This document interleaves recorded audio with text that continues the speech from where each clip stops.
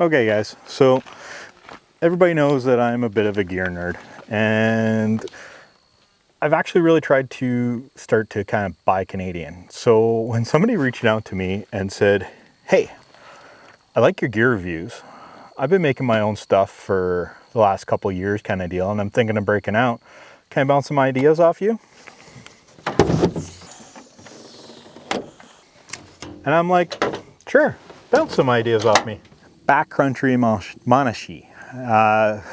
Man, I hope I got that right. I haven't heard it enough yet, and I hope eventually we start hearing it quite a bit more, because great stuff was coming out of that guy's mind. And so when it came to it, some of the first stuff that he put out was a set of gaiters. I'd never been a gaiter guy before coming out west, and now that I'm out here, I can appreciate gaiters, especially this year with tick season. Gaiter adds that extra layer against your clothes to keep the ticks from going right up your pant leg, so is definitely something nice. And when you talk about the mountains and scree and dirt and dust getting in there, it is another good thing. So I've been a gaiter fan since I got out here.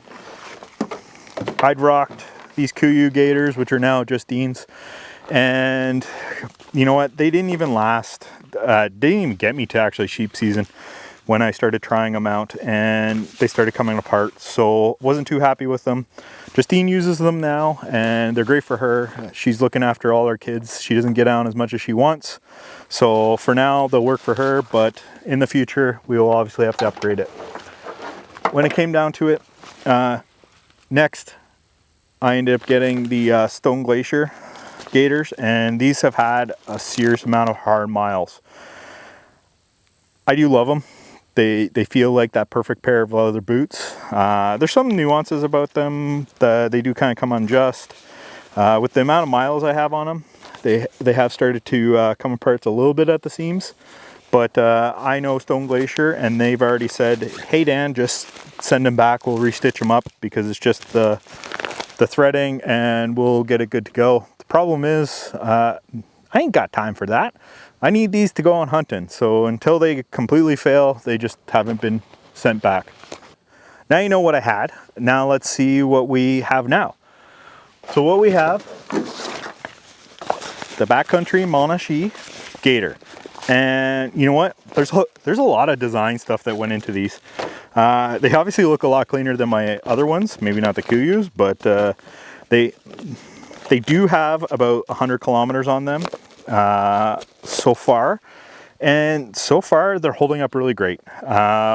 Key things that I absolutely love about it. One, this color. I wasn't originally going to be this black multicam guy, but man, it just looks nice.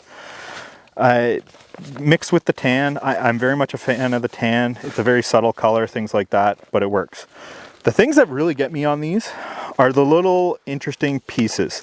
So every single set of gaiters that I've had to date all end up clipping from the outside on the shoelaces. And one of the things, like saying he must be somebody that uses his gear, because he puts the clip on the inside, and that just adds that extra layer. Your boot flexes with your foot as you walk and things like that. The laces move, and when you try and hook it on there, it automatically comes undone. And I just haven't found a set of gaiters that doesn't do this. And it's like, to me, in my mind, I'm like, man, why don't they just turn it around? Well, he did it. And since I've been trying them out, they haven't come undone. Like, it moves and flexes and it holds it against there. I mean, has it gotten close? Probably, but it still has not popped out, which in turn leaves this solid on your ankle and doesn't move and flex up and down, which is a really good thing. The next is, I think it's the Dyneema cable that he puts on here. So he put a coating on it. I know Stone Glacier didn't, and they last. This is just gonna be that extra bit of, I don't know, insurance that it's going to last really long. Aside, he also made it user replaceable, so pretty easy to turn around, call him up and say, hey, I ate through it, just like the other companies out there. Next up, the adjustability. So I know this is going to be a love-hate in regards to this, and I say that a lot about a lot of things. When it comes to it, the Stone Glacier one, all the adjustments are on the outside, and with this one, the adjustments are on the inside. So it is not boot friendly per se. I know, like last time I went to the mountains, I took 2 different pairs of boots because we're in between seasons, and with that in between season aspect, you go from one boot to the other. That was quick to adjust. This one, well, you're gonna have to open it, close it, and fit it properly and adjust it. But on that, what's gonna happen now is the adjustment being on the inside. When you set it, it's not gonna move. You're not gonna have twigs turn around, hit it. And I'm gonna circle back to the one thing with the Stone Glaciers that I found was, no matter how many times, and you can see it right now, I flip and push this back in, it always starts coming loose and adds to that movement aspect. This one, with the Velcro on the inside, it's gonna be solid, it's not gonna move. So there's definitely some really good thought that came into that. The clip, it is adjustable here, it is lockable.